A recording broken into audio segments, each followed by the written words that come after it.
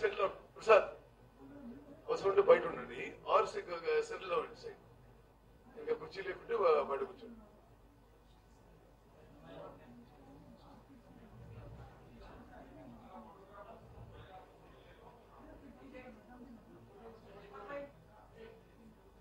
మరి ఇంకో కుర్చీ ఏమని చెప్పి కదా.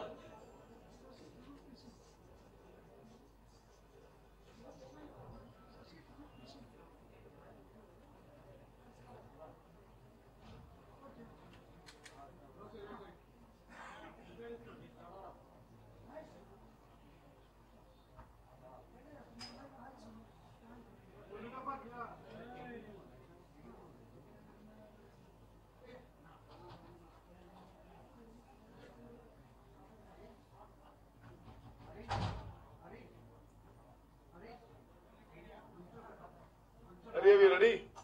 What is the conference for?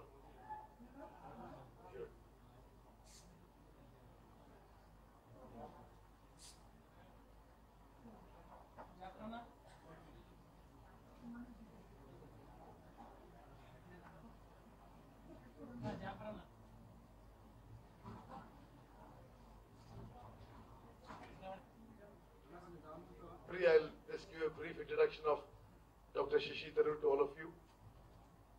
One of the most admired personalities cutting across political lines in India today. He's been a member of parliament 2 times. He's been a union minister for foreign affairs and a union minister for human resource development. At a very young age, he was nominated or almost became the Secretary General of the United Nations. Subsequently, he became the Under Secretary General for the United Nations. And prolific writer, very celebrated speaker, outstanding orator. I think world over, one of the few persons that thousands of people come to listen to him only for his speeches. I am also a great admirer of yours, sir. I'm really happy you could come to Gandhi today. Now, I request Dr. Shashi Tharoor is here in Hyderabad, basically to address the professional congress. In a brilliant move, our All India Congress President Rahul Gandhi ji created a new department as Professional Congress, where we feel it is required that professionals need to be attracted to the Congress party, and has made Dr. Shashi Tharoor as the All India Chairman, and Dr. Geeta Reddy is the South India Coordinator. Dasuji Shravan is the head for our state. And in that context, Mr. Soz is the North Zone Coordinator. His father was Salman Soz, who is a well-known union minister. Mr. Alim Javeri is the Chief Operations Officer of the Professional Congress. I'm very happy all of them could come here today. The Professional Congress was created to attract professionals to the Congress party. Also to do good for the professionals, to be a body which represents the professionals for their problems. Dr. Geeta Reddy is one of our senior most leaders, has been doing a wonderful job, working very hard to build up the Professional Congress. And through the media, I'm appealing to all professionals in Telangana to end the draconian rule of Modi and KCR. We all know it's Bada Modi there and Chota Modi here. The professionals should not be silent spectators. Join us in this historic moment that the dictatorial, corrupt regime of KCR in the polling likely to come in November end. We should end it. So in this context, Dr. Tharoor has come from Delhi to address the Professional Congress of Telangana state and other activities. And I'm glad he's accepted our invitation to come and speak to the press. Great stalwarts. I was joking with him that he has gone from being a squadron leader to a political leader, and a political leader of great consequence for us, leading the Telangana Pradesh Congress Committee. Coming into Hyderabad is always a great pleasure. Landing at the Rajiv Gandhi International Airport, which was built by the Congress Party in 2005, going on your excellent outer ring road and the expressways, and realizing the infrastructure that has been built up in this lovely city and has been handed over, of course, to the new state of Telangana. It's a reminder of the strong associations of my party, Uttam Kumar's party, with the development of the state and particularly of the city. I'm also very privileged to be next to my senior colleagues from the All India Professionals Congress. Geeta Garu, Dr. J. Geeta Reddy, is so well known to all of you for so long, and she is a true professional. She's a doctor by profession, and appointing her is a signal to other doctors, architects, teachers, professionals in whatever field, ranging from chartered accountants to engineers, to realize that in the Congress party they have a home as well. Not all of them may become full-time politicians like Geeta Garu, but many of them are perfectly capable of contributing ideas, contributing initiatives, and working with us to advance the liberal and progressive agenda for which the Congress party stands nationally. This is why the Telangana chapter, headed by my friend Shravan here, who's also a spokesperson separately for the TPCC, has such an important role in helping shape the future of the Congress party in the state.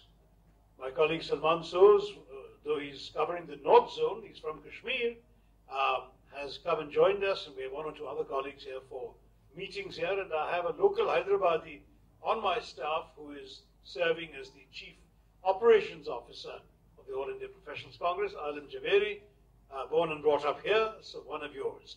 So we have a strong, intimate association with Hyderabad, which I'm sure will continue. As Uttam Garu said, I'm here really for the All India Professionals Congress, but I'm taking on a few other audiences while I'm here. I spoke this morning at the Manthan Samvad, and tomorrow I'll be addressing the student audience at the Nalsar in the morning and the Indian School of Business in the afternoon. So we're trying to reach out to students as well and hope that they will think a little bit about the ideas of what we stand for. This evening, at 5 o'clock, in fact, just after this press conference, we will be talking about democracy in danger in our country today. I won't anticipate the contents of that speech by going in great detail, but in a couple of minutes to talk about what we are concerned about is that as we are heading towards elections in Telangana in November, and in the rest of India and all of India, no later than April, of course it could happen sooner if the government wishes, but no later than April, we really have just a few months to remind people of the terrible price this nation has paid by electing the Narendra Modi-led BJP government in 2014 and, of course, the KCR-led Telangana governments at the same time. Mistakes are normal in democracy. The great strength of democracy is that it is self-correcting. The voters, the public, can undo their mistakes, thank you so much, can undo their mistakes the next time they come to vote. But as the next time is approaching, we want them to bear in mind the challenges that India has faced, both because of the national leadership and here in Telangana with your state leadership. At the national level, which is where I work as a member of the Lok Sabha, the chairman of a parliamentary committee, and as chairman of the All India Professionals Congress, I have to say that I have been stunned to see how much this government has fallen short of the promises they made in 2014.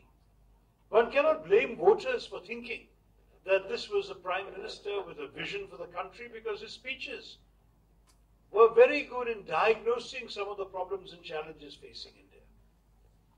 Unfortunately, he would not have been a very good doctor, Geetaji, because he only stopped with the diagnosis. There has been no effective prescription and no delivery of medicines to improve the conditions that he has diagnosed. With the result that our country is ruled by a series of slogans.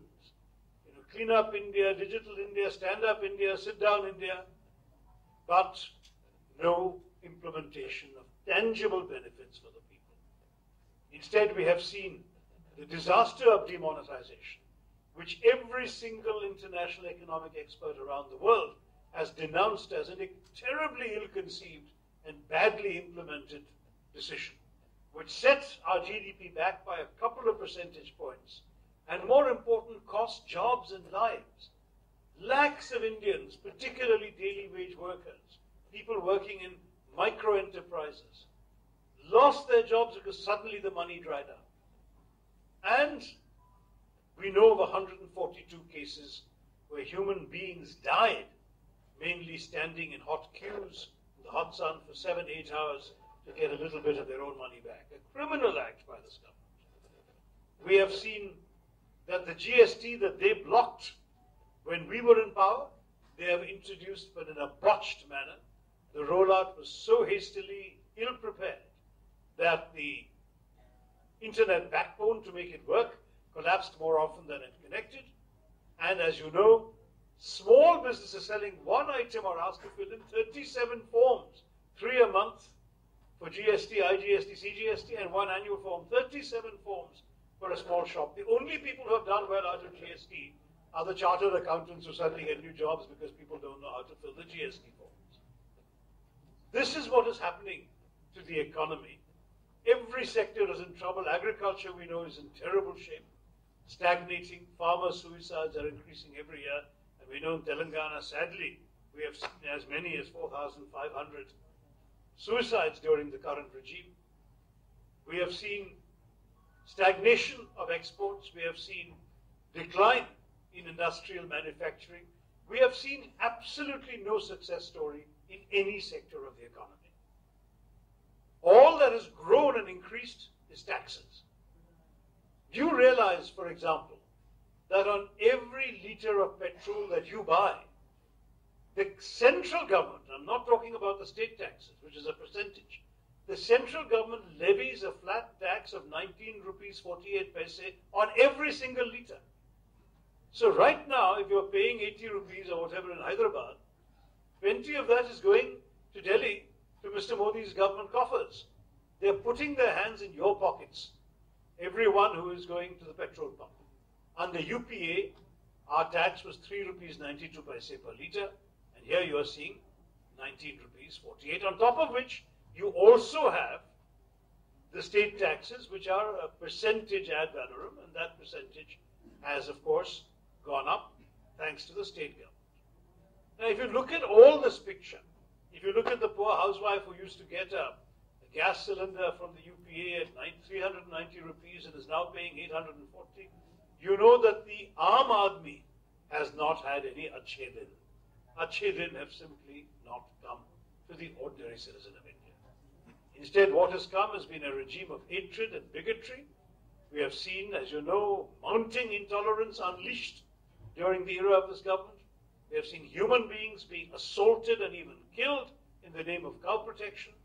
We have seen vile comments being made by people in responsible positions who have been irresponsible in their choice of language.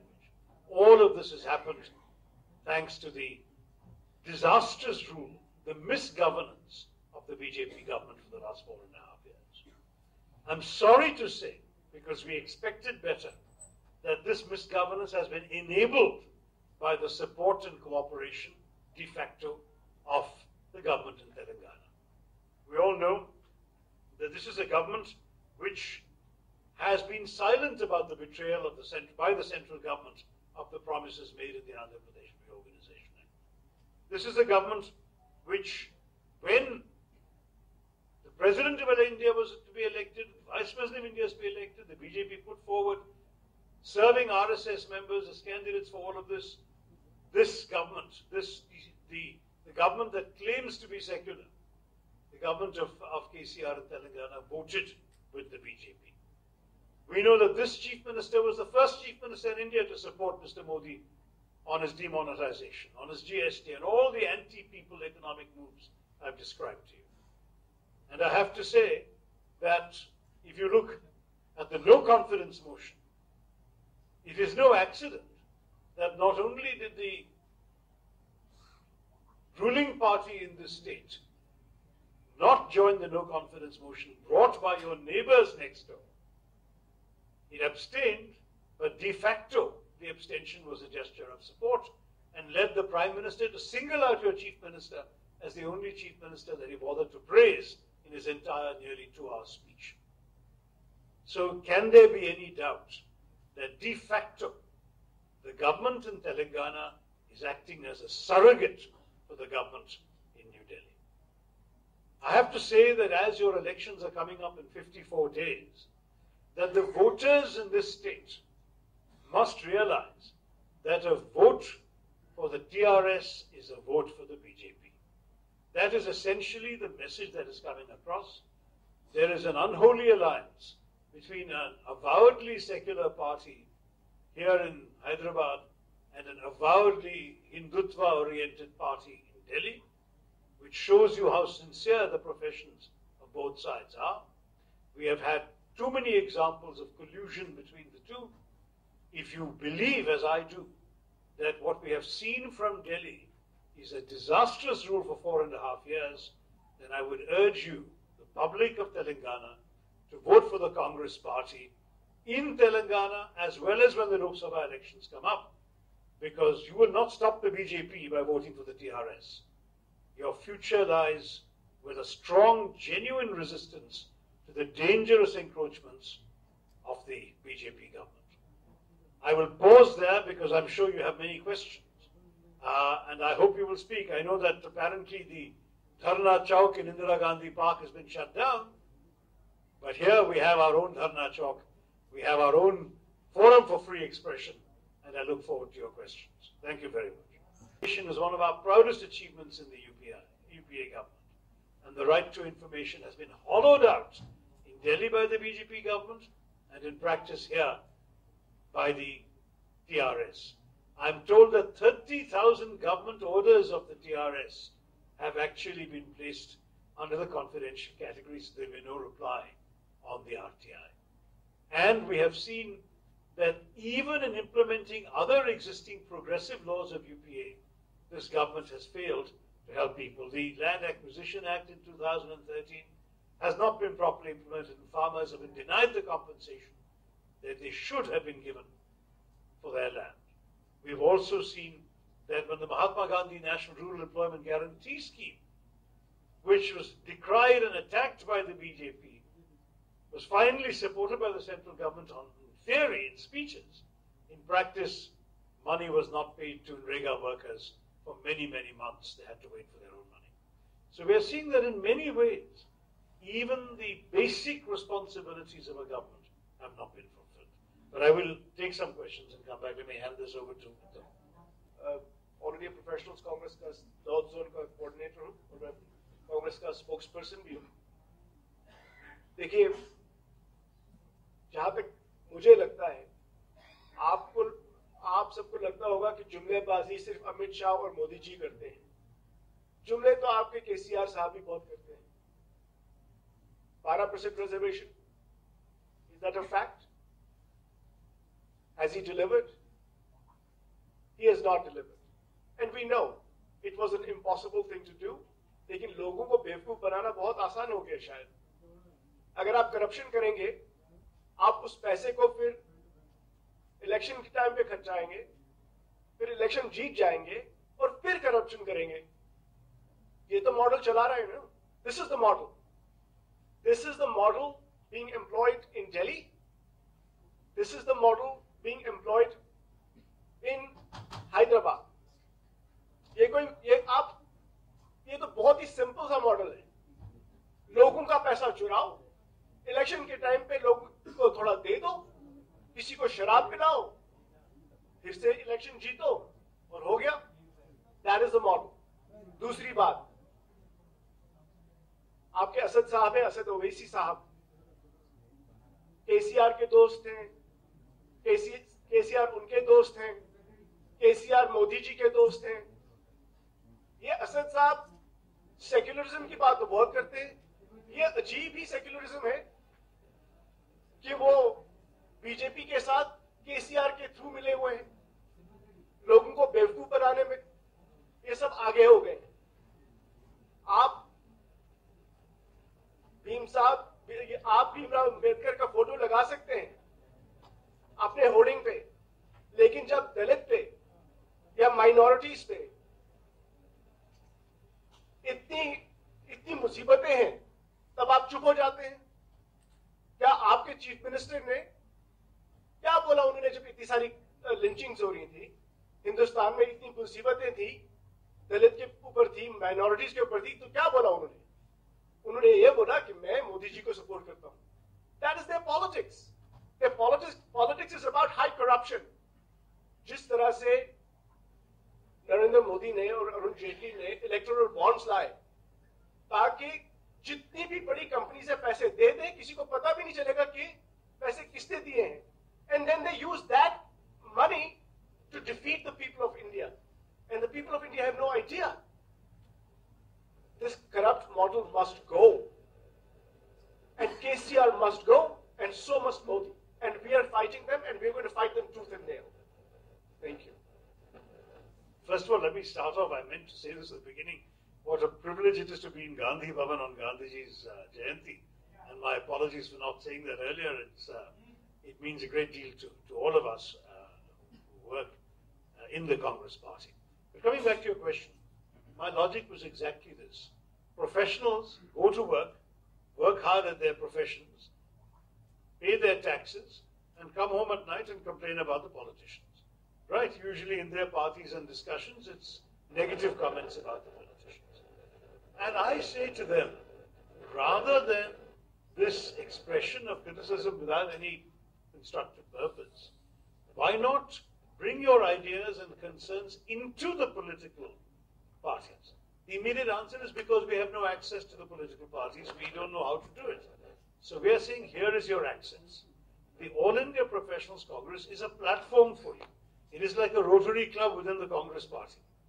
You join a like-minded chapter, you have peers who are also professionals, you sit around discussing professional issues, you give us your ideas and we will take them seriously. To give you a couple of examples, the professionals of Tamil Nadu came up with a very interesting report on the impact of demonetization and GST on the Tirupur cotton industry. The professionals in Delhi came up with a report on air pollution in Delhi. So professionals will know that their expertise, their ideas will be used by us, and it will feed into the positions taken by the politicians who are MPs in Parliament, who are spokespeople of the ruling party or the opposition party, in our case now the opposition party, so that we will be strongly able to give voice to professional ideas. And also it is possible that some of the professionals may themselves take a more active role. They may choose, for example, to work as spokespeople. Some, like Geeta Garu, might be candidates for the elections themselves. We will have an entire range of possibilities. Many say, no, we are happy with our profession, we don't want to be politicians. We just want politicians to listen to us. We are there to listen to them. That's the concept of the IBC. And we hope it will end the disillusionment that you're talking about. Do come to our Professionals Congress event at the Katria Hotel, right? Katria Hotel at 5 o'clock or just whenever we finish. Yeah. What did you think? Normally, I am very supportive of the government of India in international forums because our national interest transcends political interests. I always argue that there is no such thing as a Congress foreign policy or a BJP foreign policy. There's only Indian foreign policy, and our political differences should stop at the borders of the country, should stop at the water's edge. Unfortunately, this BJP government has been completely ignoring this time-honored principle. We have had the Prime Minister attacking his predecessors on foreign soil. He has been going around saying that the Congress has let the country down abroad, and she lists in the first half of her speech pretty much every single BJP campaign scheme as if she is announcing from a podium in New York the campaign achievements of the ruling party. So I just said very mildly, I must say I could have used more harsh language as I have done today, but I said very mildly I'm a bit disappointed that the foreign minister chose to use the UN platform to make what was a political speech aimed at her voters in India rather than at the international audience. I think that was the mildest criticism I could have made.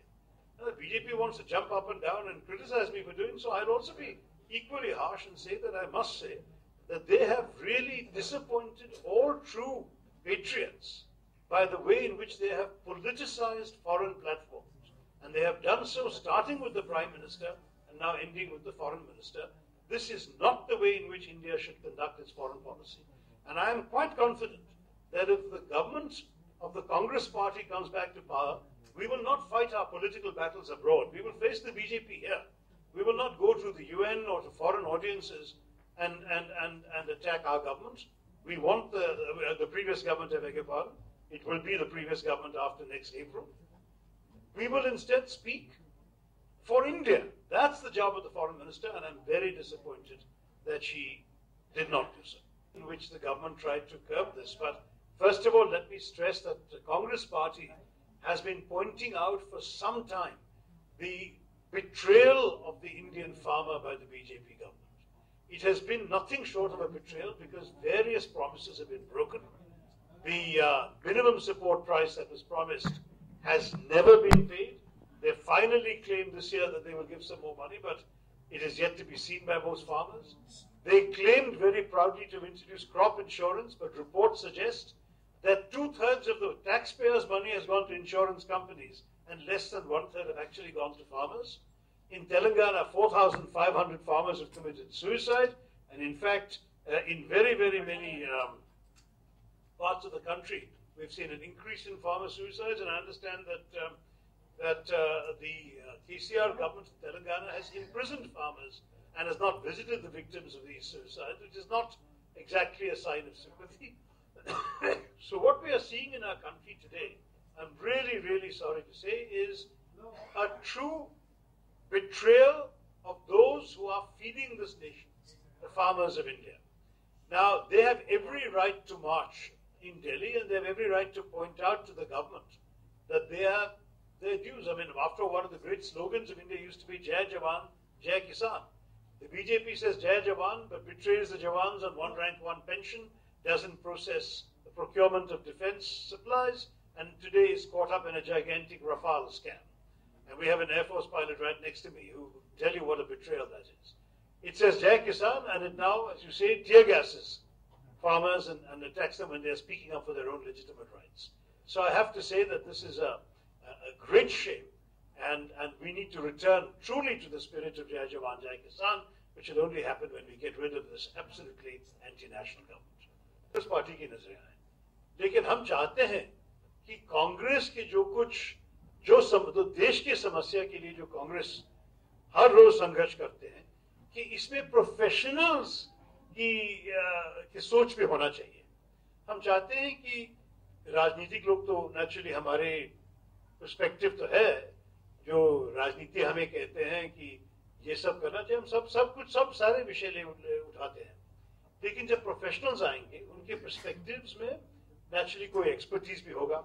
अगर आप GST के बारे में, हम तो जानते हैं, आप भी जानते हैं कि जीएसटी अच्छा नहीं है, लेकिन अगर हमारे प्रोफेशनल्स कांग्रेस से चार्टर्ड अकाउंटेंट्स आके बताते हैं कि ऐसे ऐसे तरीके ठीक नहीं हुआ, नेचुरली वो एक्सपर्टीज आ जाता है. प्रोफेशनल, जैसे मैंने बताया कि तमिलनाडु के प्रोफेशनल्स जाके तिरुपुर में, जो हमारे गारमेंट इंडस्ट्री, एक बार कहा जाता था कि Tiruppur is the Manchester of India, अब देखिए कैसे हालत में है. तो उन्होंने जाके वहां स्टडी करके देख लिया कि जहां जीएसटी और डिमोनेटाइजेशन के इम्पैक्ट में करीब 13,500 लोग के मतलब रोजगार चले गए और हमारे गारमेंट प्रोडक्शन भी कम हो गए.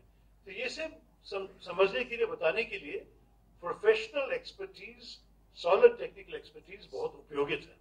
तो इसलिए हमने ये कहा कि प्रोफेशनल्स आप भी आ जाइए. हम नहीं कह रहे हैं कि हर प्रोफेशनल राजनेता बन सकता है, लेकिन उनके कंट्रीब्यूशन, उनकी सोच, उनके विचार हम स्वागत करते हैं.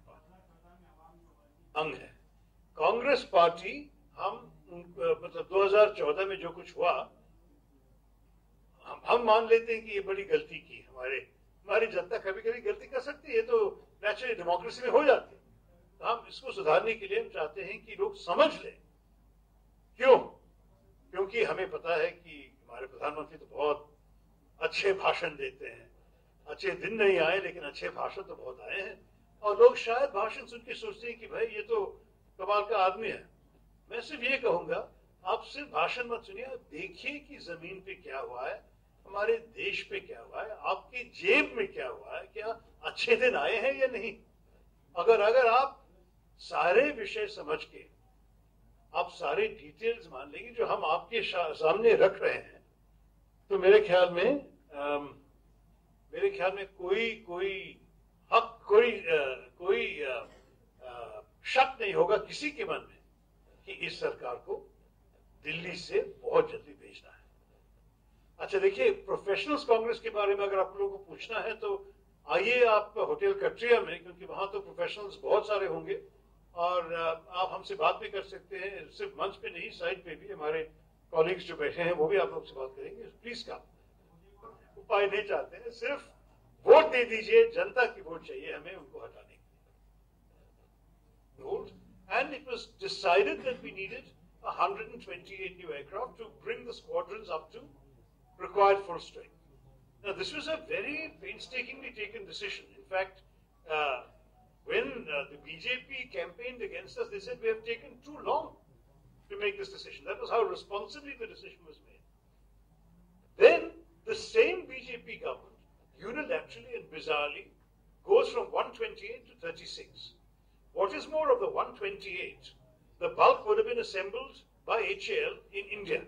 The 36 are all being manufactured in France and just sent over here.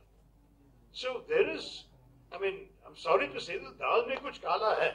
There is something absolutely fishy about this. But you're quite right that the issue we need to start with is the undermining of India's national security by reducing the number of aircraft sought to be acquired to fulfill a professionally estimated defense requirement. We do not have in India today the full strength of the Air Force. As the Air Force has demanded and as the Ministry of Defense has professionally approved, there is a clear need for 4 times the number of aircraft than the BJP government is contracted to buy. And the very party that accused us of taking so long to fulfill these needs has actually diluted these very needs that it felt we should have fulfilled. So I asked them to explain their own contradiction in terms of what they have been saying in the past. That, in fact, the price that they have now is cheaper than what the UPA had agreed to. If that is the case, if the prices right now are lower, then why didn't they just go for the 128? They would have a great deal.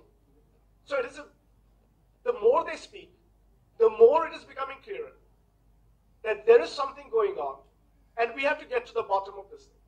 This whole idea of na khaunga na khane dunga, I think it is clear that a lot of money has exchanged hands, and it has been done with the purpose of ultimately feeding some of that money back into the election process so that the people of India can be defrauded again. Own tribe has to look at its responsibilities. I remember the daily headlines on Bofors. I remember your own paper leading a series of investigative reports. I was in Geneva for the UN. Your correspondent was coming trying to meet people there. Every Indian newspaper was making the story a front page news, and the perception spread that there was corruption, even though the corruption has not been fully established. In the case of Rafale, we find that it is often drowned out in the incessant media noise on other subjects, irrelevant subjects, trivial subjects, sensationalistic subjects, and I've often wondered where our national media gets its priorities from.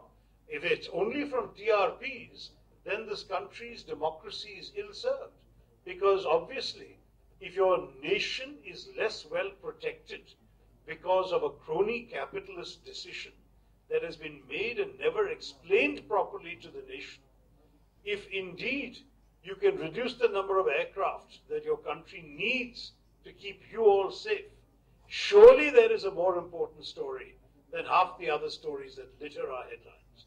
So I would say, if you ask me, have the people got the message as clear as at that time they got the Bofors message?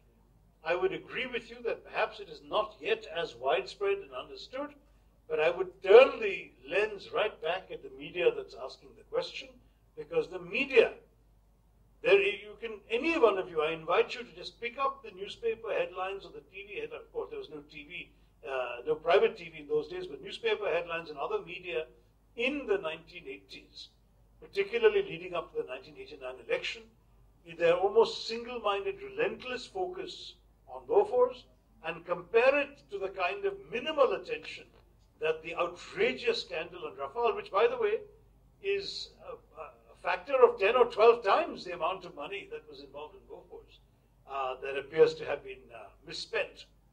And I'm shocked. I think really our country also has to show its own people, its own public, what has been done with taxpayers' money to our national security in the very, very short-term narrow interests of the ruling party. Professionals today, through you, that it is your hard-working professional salary taxes, the taxes being paid by hard-working professionals across India, that are being misspent in this foul fashion. The parties that, as you said, are to the left of us, who should normally be the biggest critics of crony capitalism, the Soot-Boot Sarkar, and so on, have played a very weak second fiddle to the kind of strong campaign led by the Congress President Rahul Gandhi. I think on this issue, no one doubts that the Congress was the first to raise it. The Congress is pursuing it relentlessly, and the Congress is determined to ensure that the nation does not forget this great betrayal of national security and the financial irregularities involved. We have called for a joint parliamentary commission. On that issue, by the way, all the opposition parties, I think with the exception of the TRS, have supported the demand for a joint parliamentary committee. As you all know, when the UPA was unjustly accused on the 2G scam, as it was said to be, it turned out apparently there was no scam, according to the courts. But at that time, we constituted a joint parliamentary committee in order to accede to the request of the opposition parties. We see no reason why the BJP would not agree to do the same thing, except that they have too much to hide, Pakistan or otherwise. Instead, they're bringing 36 aircraft. They're paying 3 times the price for each plane, and they expect to turn national security behind us. Let me say one thing. If you behave in this way with the nation's security, you have no right to hide behind the flag. At this point, we're talking about unearthing the truth. We want to know what the truth is. We believe a thorough investigation is required. A joint parliamentary committee would be the right mechanism to do that. Or alternatively, if the government wishes to have a serious investigation by criminal agencies, that's something that we would certainly consider. But we ourselves are not calling for prosecution until the facts are established. Prosecution follows an establishment of full details of what the wrongdoing was. Here we want to find out what happened. We have got these mysterious questions. Why go from 128 to 36? Why go from 520 crores to 1640 crores per plane? Why go from HAL to this Reliance company? There are a number of questions to which we have had no answers. And the nation, I think, to use your famous tagline of Once Upon a Time, the nation deserves to know. We'll come up with the actual facts and truths. You know, we are obviously not coming to any conclusions. We are raising questions. If the questions are not answered, the failure to answer points to certain conclusions. You know, we have always been a party that believed in fairness, in justice, in two-way dialogue. We are asking questions. We are willing to listen to the answers. Where are the answers? From here, he'll be going to Hotel Fortune Katria for a meeting of the Professional Congress, where he'll be speaking of democracy in danger. So I invite all of you to attend and have a cup of tea with Dr. Tharoor there. Please come.